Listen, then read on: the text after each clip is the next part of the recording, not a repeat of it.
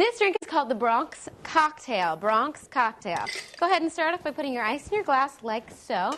Then we're going to do 1 ounce of dry vermouth. In like that. Now we're going to do 1 ounce of gin. Any type of gin will do. Well, call, premium, ultra super premium, whatever you like. Now we're going to do some orange juice. Just an eyeball it here. That looks about good to me. Now shake this all together.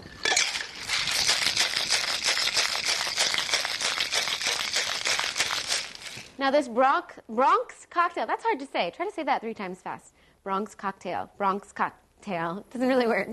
It's going to be extra dry because it has 1 ounce of dry vermouth, which is a lot of dry vermouth if you ask me. So your cocktail glass, that's what it's going to look like. I'm going to go ahead and garnish your Bronx Cocktail with an orange slice and a cocktail straw. And you are on your way to a lovely evening in the Bronx. Cheers.